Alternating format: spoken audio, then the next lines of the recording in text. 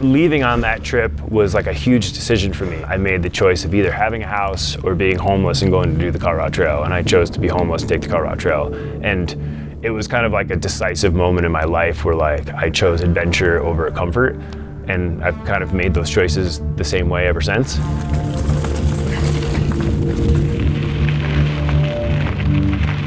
I've been hiking and biking the Colorado Trail, I think since 93 or 94. And so I've got a really long-term relationship with it, and it's a very powerful relationship. And there's just been so many amazing experiences out there, and it's really helped form who I am and made me appreciate this world we live on and appreciate what the human body can do. It's such a wonderful adventure to be out there.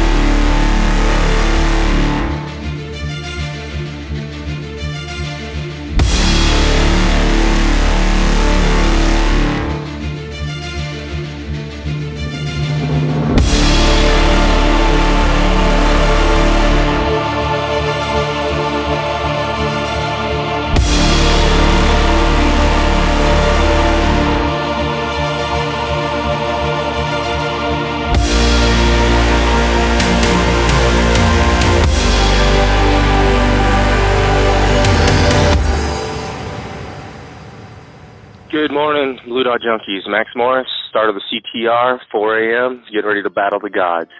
Hope to have a great, fun ride. That's the focus this time. Have fun.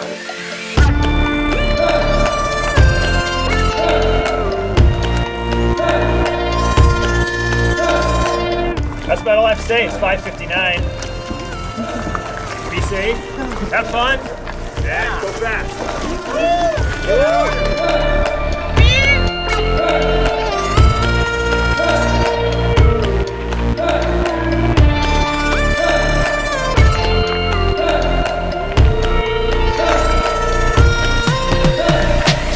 So the Colorado Trail Race is a roughly 550-mile ultra-endurance bikepacking race that travels from Denver, Colorado to Durango, Colorado.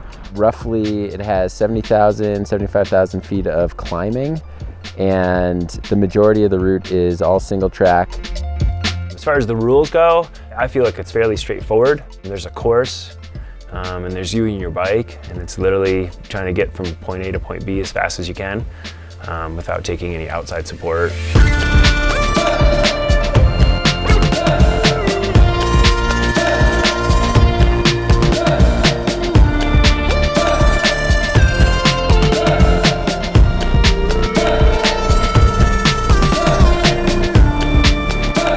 When we first collaborated on starting the race with Mike Kuriak and Scott Morris, we just wanted the rules to be as simple as possible. And Mike's whole idea back then was just do it yourself. He's like, that should be the only rule.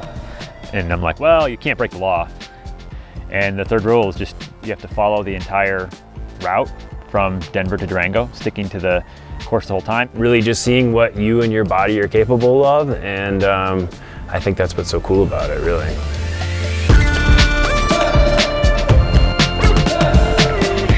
It is 6:38 p.m. 103 miles in, hoping to get up over Georgia Pass before the sun goes down. That might be not doable, but I'm feeling all right.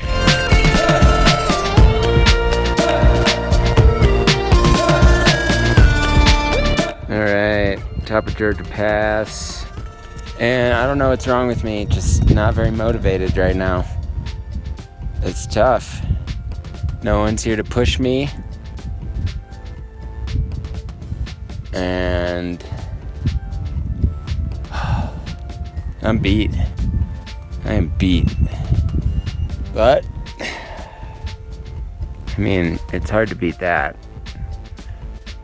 It's about 1 a.m. and I just made it over Georgia Pass. I've done about 135 miles.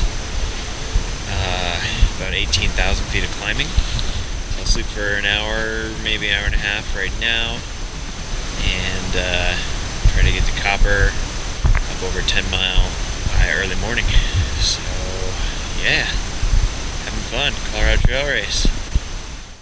This is Eric Foster. Just going into Breckenridge to the bike shop.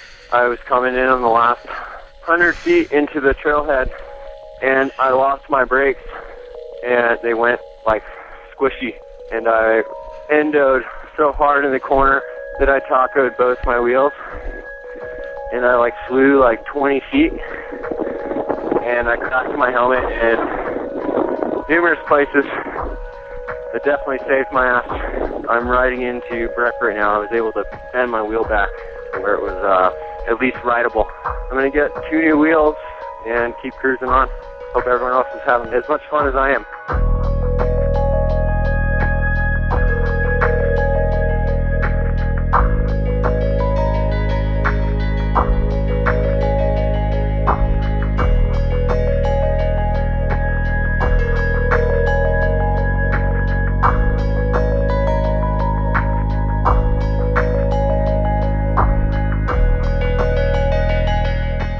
Barry Ritchie here. Had a great day. Made it over 10 Mile. Gosh, you know what? If anybody's never done 10 Mile, 10 Mile is the definitive hiker bike. This is my 3rd time. I've always feel lucky to get over that without getting killed. No lightning storm, but no rain. I just hiked my bike up here for 4 hours, 3,500 foot hike-a-bike. The gnarliest hike-a-bike I've ever done. It was crazy. But it's freaking beautiful out here. I'm having fun. Gonna bomb down into Copper, get some breakfast, and then head on up to those mountains way over there.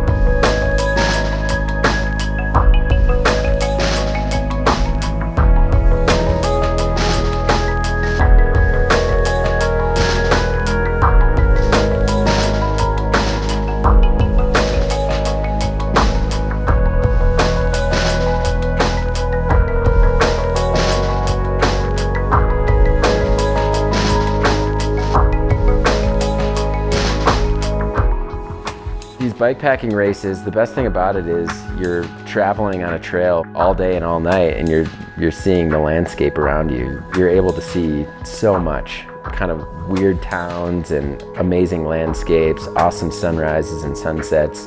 And so that's kind of what has brought me back to the Colorado Trail in general. I mean, rugged single track, beautiful views, rewarding.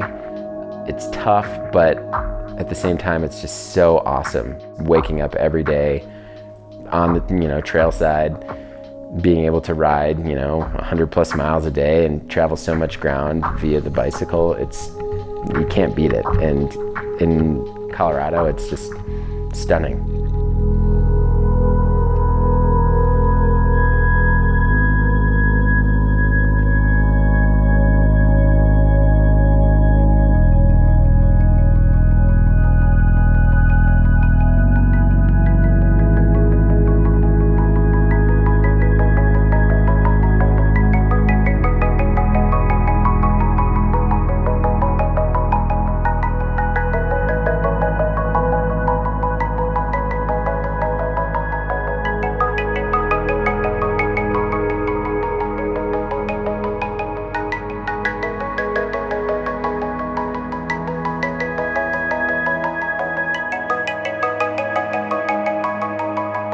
Hey, this is Aaron Weinsheimer calling in again today. I came through a real nasty storm between Searle and Kokomo, and if you've never been there, those are 2 passes that are above tree line, and there's a couple miles between them that are above tree line, and the storm hit then with lots of lightning and hail, and I abandoned the bike for a while and tried to take cover in some bushes. It was not cool, but everything turned out okay, and probably look for a place to camp pretty soon. Good morning. Day 3, 6 a.m. Camped last night, for the half moon. So I've been riding since 2.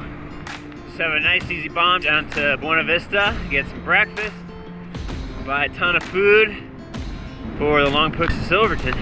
It's chilly, but I'm having fun. Looking forward to some hot coffee. All right. Many people know what this means.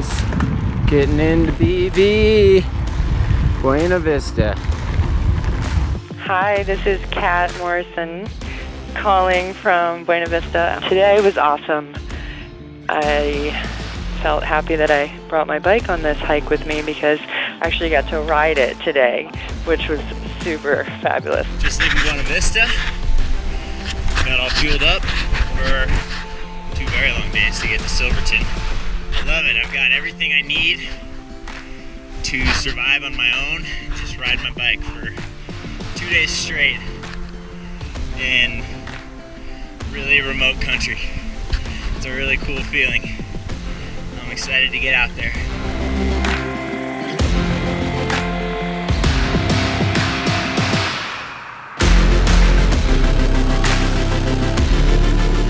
This is Dominic Lozier heading up Cottonwood Pass to the trailhead up here. I just soaked in the hot springs for a couple hours. The thing I wanted to say is just beautiful trails, beautiful nights with this supermoon.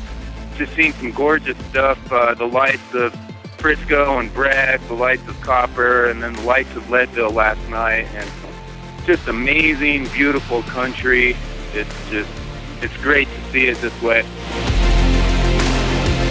About 100 feet from the top, Booses Creek, right at sundown. Absolutely beautiful.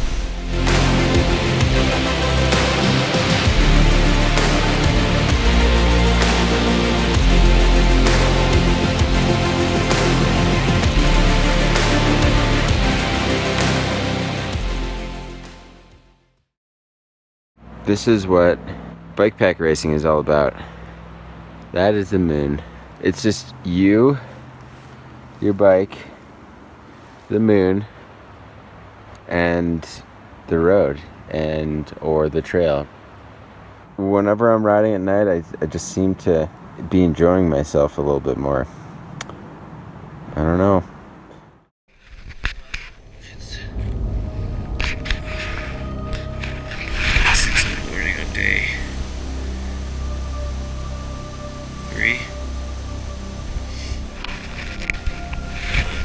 Slept up on Marshall Pass for a couple hours and then started moving again. It was really cold. And then tank 7, pulled over, lay down and slept for like 30-40 minutes. Kept going, just so tired, barely moving. I started feeling better than something up because I'm just dead. When I'm pushing that hard, you definitely go to some pretty dark places, especially like not sleeping very much at all, and it's a little bit much to be doing that kind of stuff a lot. Like, it was so bizarre, like the things my brain was doing. It was like, I was like, whoa. Yeah, it was scary. Like, your brain, like, I was like, wow, I think I got pretty close to being insane. But I think it's also interesting, you know? Like, I'm not regretting it at all that I did that stuff, because it was very, very interesting self-discovery. I mean, you really do see all the crevices in your brain. Like, there are no secrets when you're done. This is Jerry Oliver. I'm Sergeant Smith. I guess we've learned from this CTR that thing sucks ass. I hate that damn thing. It's so creepy. At one point, I was in the middle of a prison of trees in there, just knocking around on every rock, going less than a mile an hour, and out of nowhere I hear some Irish voice or something, some lady saying, this lady in the middle of nowhere, just in the trees, and she's got this Irish accent, but she's dressed like she's Amish or something. I didn't know what the hell was going on, so anyway, I tried to answer and moved along, but that place just creeps me out. Barry Ritchie here. I would call that the 20 worst miles of mountain biking on the face of the earth. Then you pop out, and Apple had a little camp set up, had a little geodesic dome, and a slam, but it's amazing what a quart of orange crappy Gatorade will change your attitude.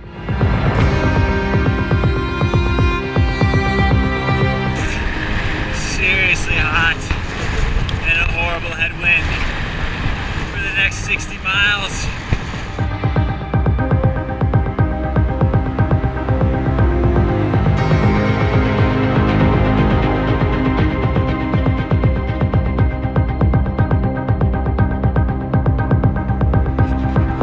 It's almost 7 p.m.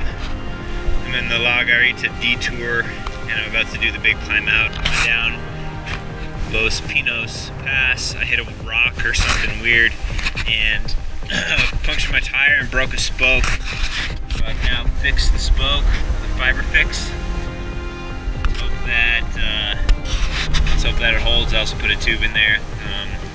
Probably lost an hour doing this. So frustrating.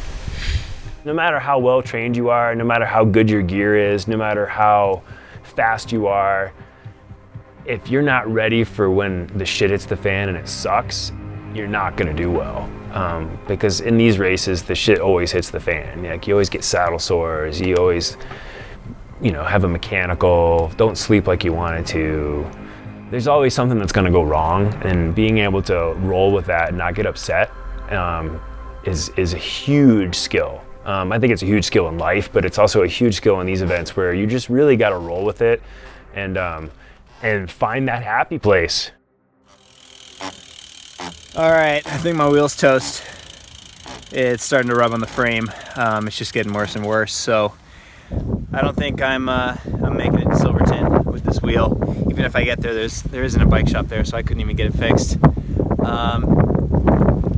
So I think my race is over. I'm still gonna finish, but probably dropped out off the course down to Lake City, which is like 10 miles down the highway here. Get it fixed. But so frustrating. Such a bummer. I was having such a good race. Hopefully get back up here tomorrow and finish it off. But is what it is. All right. I am in Lake City, Colorado. So I called the local bike shop. They're opening up early for me right now. I'm heading over there. They're gonna get it fixed. Hello, good morning. What's your name? John. John. Yeah, what you got? This guy broke. You remember the interactions you have with people when you go into town too. Usually they're very positive and it's amazing how really nice a lot of people are, and it just kind of gives you a good feeling about that, humanity is still a good thing. And I guess that's kind of a lot of what I take out of it, is that humans are still good things. That we're capable of doing amazing things, and that even when you're dirty and stinky and your eyes are bloodshot and you look like shit, people are still pretty damn nice to you and willing to help you out, and I think it's kind of a cool thing, Woohoo! We're back. 17 hours, 22 miles, 3,000 feet of climbing later. But we're back on track now. 2:20 p.m. Heading up to Coney Peak, Carson Saddle, the best part of the course.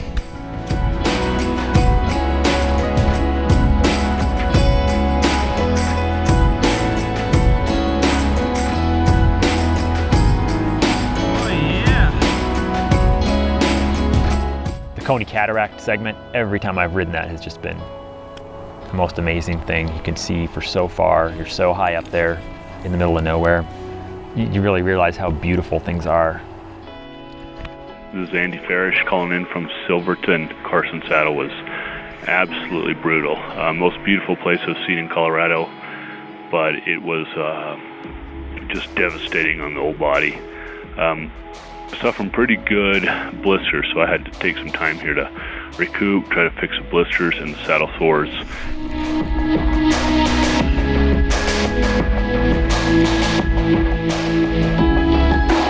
Hey, this is Aaron Weinsheimer calling in at second segment, Conies or whatever. Some of the single track up there above 13,000 flowed incredibly well. It was so good. Hi, this is Bob Patrico calling in from Silverton. This last 50 miles today was exceptionally beautiful. I just could not believe it. Just kept going and going and going, and every time I dropped into the huge mountain valley, it seemed like there was just one more right after it. And that happened about, 20 times or so. So lots of pushing my bike, but yeah, pretty epic time, I gotta say. Hey, it's Esther. I'm calling in from Silverton. Coney Cataract was awesome. The flowers are going off up there. This is Toby Gadd calling. I think this will be one of the more memorable days in the sense of one of the more beautiful and one of the more difficult days. That is one long freaking walk.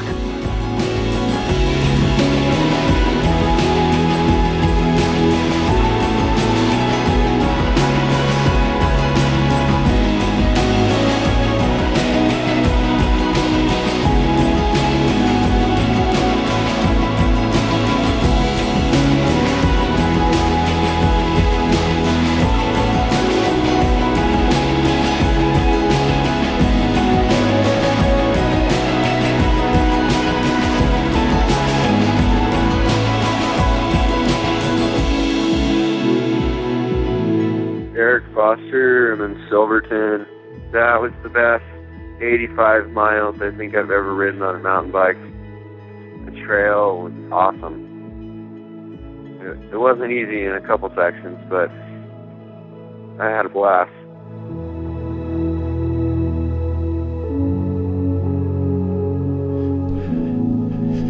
Oh, wow.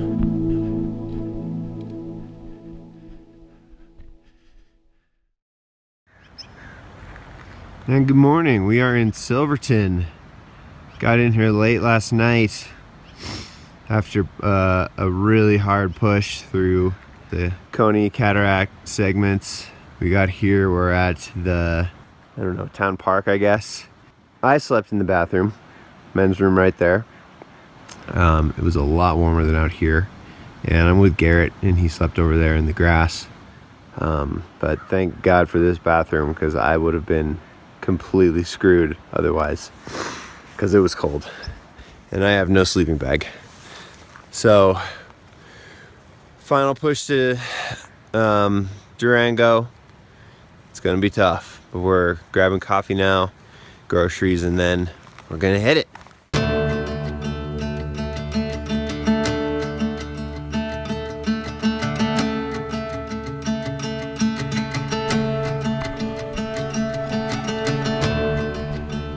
Mark Caminetti, Colorado Trail Race.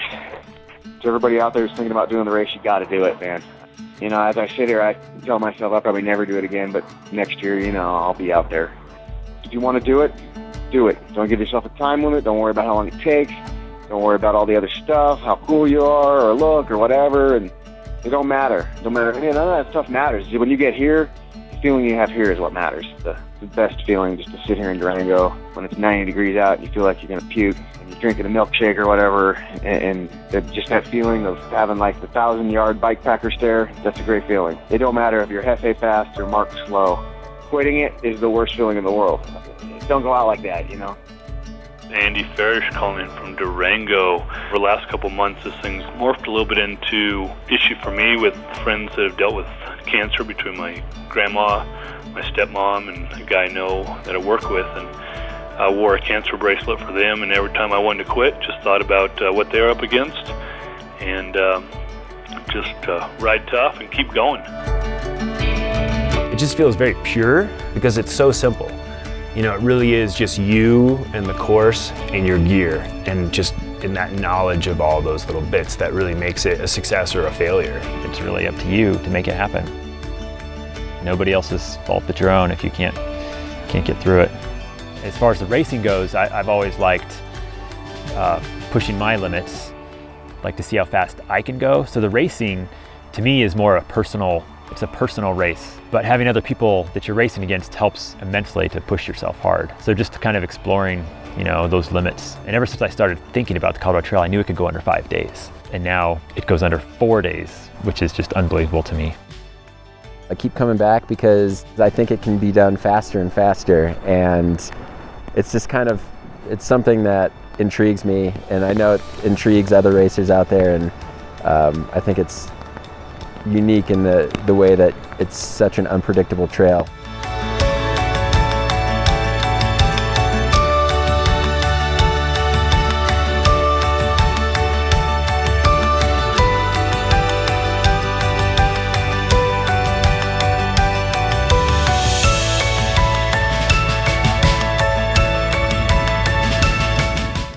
Blackhawk Pass.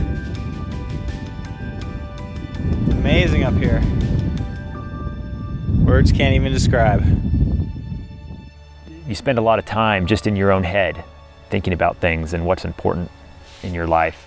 I always get stories every single year from somebody who had a life-changing experience out there. And I think the people that truly do take the self-supported part to heart and just rely on only themselves and do the whole thing like that probably get more out of the race.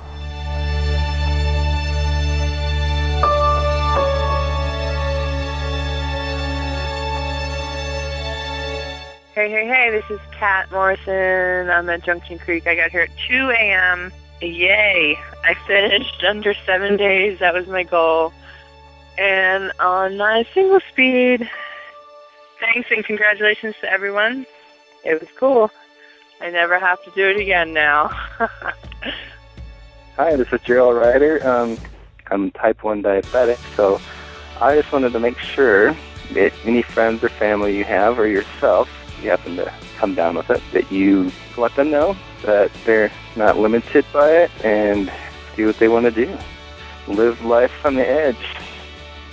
For me, it reaffirms the whole belief that humans are capable of so much more than we let on in our everyday lives, and we so easily lose focus on. And when you do something like that, like, you learn not to whine and you learn to tolerate pretty major discomfort, and it's like this whole blur of experiences of trail and rocks and roots and sunrises and sunsets and stars and weather and Woo-hoo! Oh. It's over. Oh, wow, that descent just... But you know, you just go back to the beauty of the route, that it's got this like, almost this like spirit about it, that, and just what you see along the way and the memories you make and the people you meet. I think that's a huge draw. It's a special trail.